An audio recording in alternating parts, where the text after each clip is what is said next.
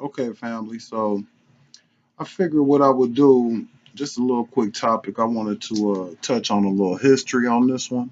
So now the point that I'm gonna make in some of this history that I'm gonna give y'all is that a lot of times when you hear people talk about slavery and that time period, 1800s, right before the Emancipation Proclamation, 1700s. When you hear about people talk about that time, normally the major misconception. Now, this happens regardless of race, but one of the major misconceptions of that period is that African Americans were either one or two classes. They were poor or they were slaves.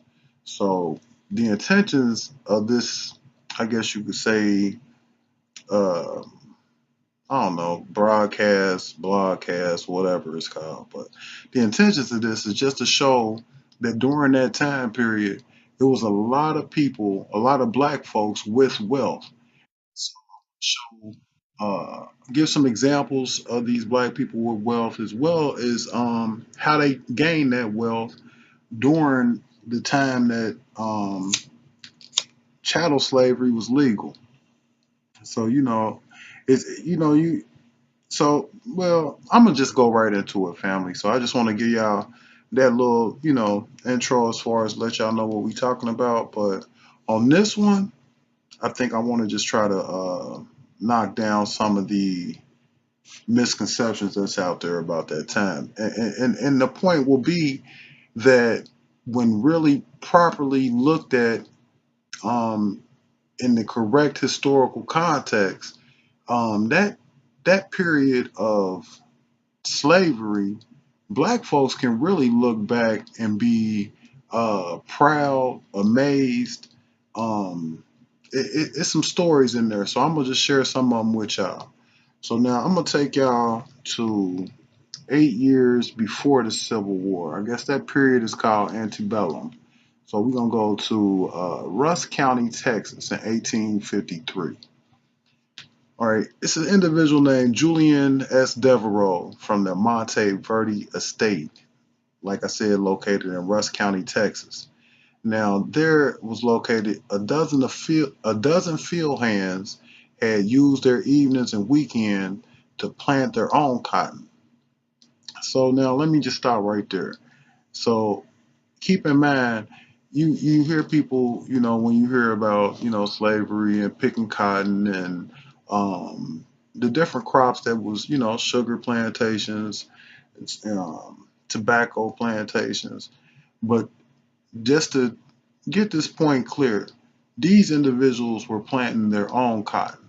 So let me read to you this quote, and then I'll list like the sources for this information, so y'all can kind of share it with whoever. All right, but it says, I send you $300 in gold. A local merchant wrote Devereux in 1853 with the request to have the same distributed amongst those Negroes of yours who owned the cotton which I bought from them. Now, not only did black folks raise and sell crops such as cotton, like I said, tobacco and sugar, these different things. But they also bought and sold livestock, clothing, tools, furniture, beehives, dogs, and firearms. So sometimes they sold their commodities to slave factors who in turn sold them to whites or other slaves. So, you know, a lot of times, you gotta finesse the game that you in, and sometimes the way it appears is, from the narrative that's given to us in school is that these cats was just laying down, taking it, like, but nah, it's occasions where black folks were, selling and making money off of all types of things. And now, mind you, that was 1853. But so, some people would be like, well, that's all right. But I can go, let's go back a little further. Now, I'm going to take you in 1845 in New Orleans. Now, it was an individual named Drazen McCarty.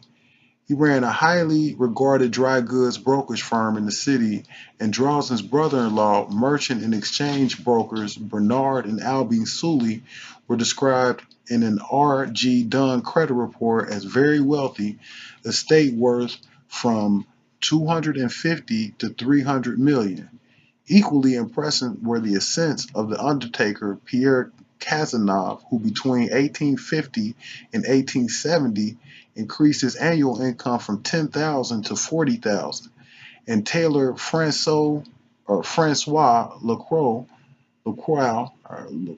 whatever it's French, who speculated in various city properties between 1845 and 1860 and increased his real estate holdings from 30,000 to $242,600, making him one of the largest individual Negro realty owners in the South. By 1850, among Louisiana's rural free black owners of real estate, nearly 2 out of 5, 209, controlled at least $1,400 worth of real estate. They owned an average of $9,062 per landholder. The proportions among rural free Negro family heads who had reached this level was almost the same as the proportion, 17%, of white landowners in the nation as a whole.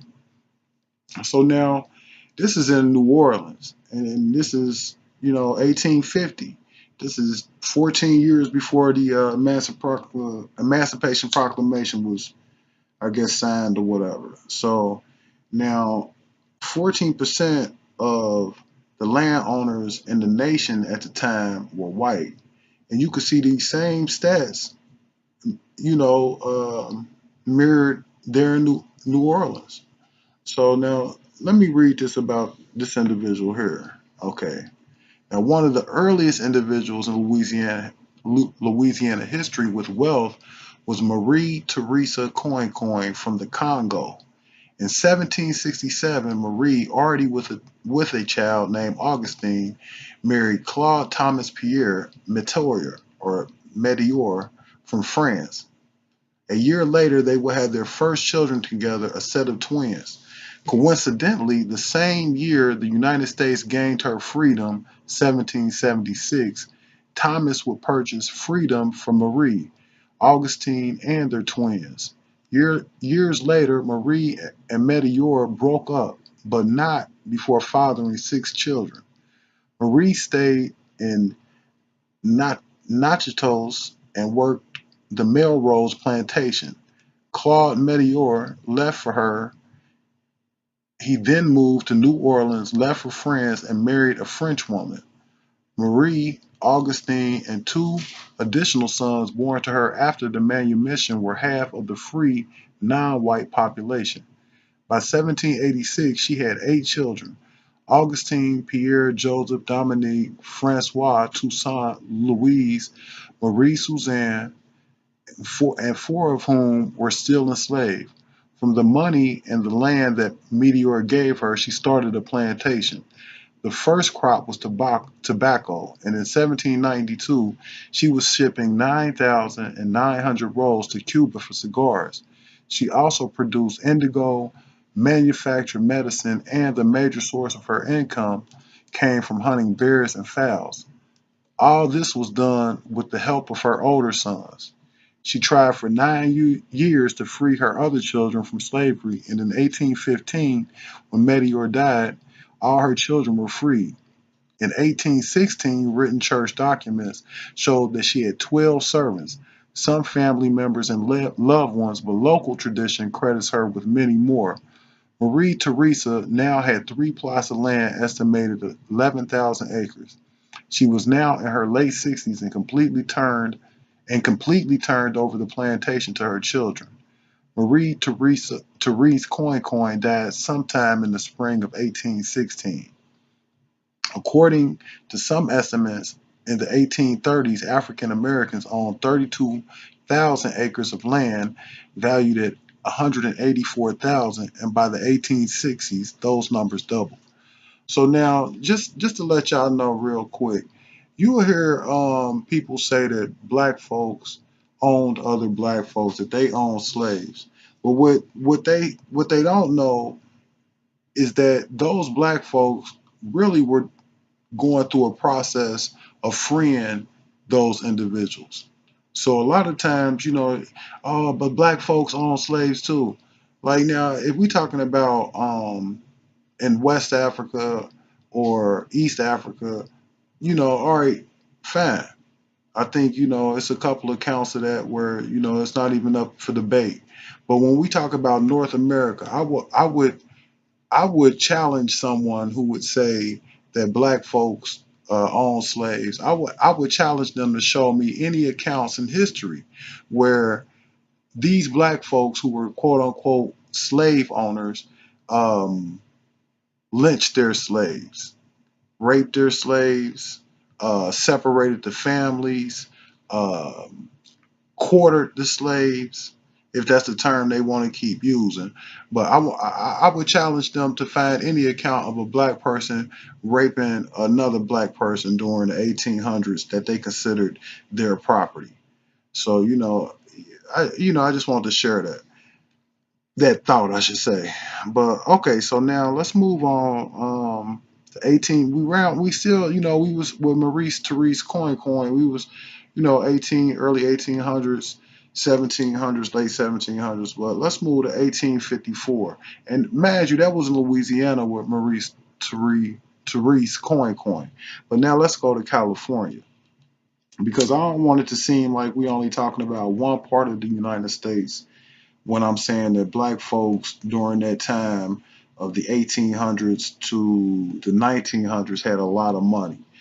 Um, I'm speaking across the nation, but all right, okay, 1854 in California. It was an individual named John A. Barber.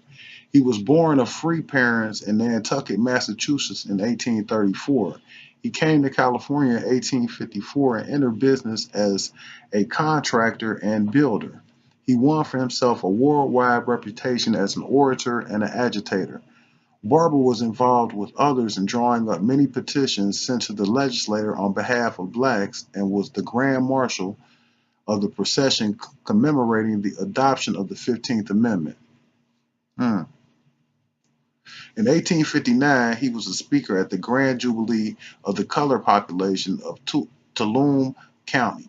He spoke in favor of immigration to Liberia and was an officer of Livingstone Institute, which was organized in 1860 as the West's first attempt at a secondary school for blacks, but money was returned to investors with interest. In 1863, due to a legal charge, John Barber served as master of the San Francisco Hannibal Lodge Number 1 from 1859 to 1860, while serving as most worshipful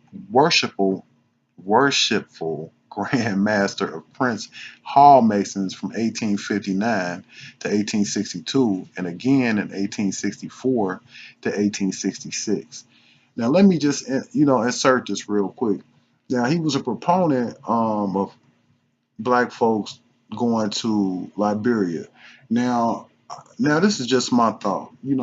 It's no problem with black folks at that time or even currently leaving to go back to Africa or go to Africa. But I would just say that what you would be leaving is a landmass that your ancestors bled on top of as well as built. So, and I think at that time during the 1800s, it was some people who kind of echoed that same thought that they wasn't really willing to leave to go to Liberia, even though that was a place that was set up. And we can go into it a little deeper as far as who was behind that immigration move to Liberia, but I won't go into that right now. We just gonna talk about the black folks with money during the 1800s. So now another Richard Barber, because remember that was John A. Barber. This I believe is a family member of Mr. Barber, John A. Barber. Now, Richard Barber was one of the most prosperous blacks in San Francisco in 1870. He worked as a porter and accumulated $71,800 in wealth. All but $1,800 of this was invested in real estate. So you would think during, now this is just 6 years after the Emancipation Proclamation. So in this period of time, this individual, or I won't even say it was within, that 6 years. I'm not exactly for sure how long, but he accumulated 71,000, then there's $72,000, and then invested 70,000 straight in real estate. So don't think that black folks was just laying around crying and hoping that massa would free them. That's not what happened at all. And so now it's another individual, but you know what? We running up on 15 minutes, and I want to break this down in a couple of little parts. But the next one that I'm gonna talk about is Captain William Black Ahab Shorey. So you can see his picture there. And so we'll get into him and about, how much wealth he had acquired. And this is during the 1880s. So like I told you, black folks during the 1800s, they wasn't sitting on their hands. And a lot of times you will find people that'll say like, black folks back then, they was enslaved, because they were Christians and they believed in the Bible, and you'll hear these type comments, but I just want to insert this. A lot of those black folks, though they did read the Bible or consider themselves Christians, a lot of those black folks had no problem in recognizing who their enemy was, what was necessary in order for them to achieve freedom, as well as showing empathy for their brother and sister because they would purchase their freedom as well. So though, people will label them like almost like they brainwashed sellouts because they were Christians or followed the Bible, a lot of those people, I mean, they practice black economics. You know what I mean? Like they made sure that they saved those pennies and those nickels and those dimes. I mean, for an individual in the 1870s, late 1800s, to acquire 71,000 and then turn around and invest 70,000 of it in real estate. I mean, not too many people right now, you know, got that type of discipline.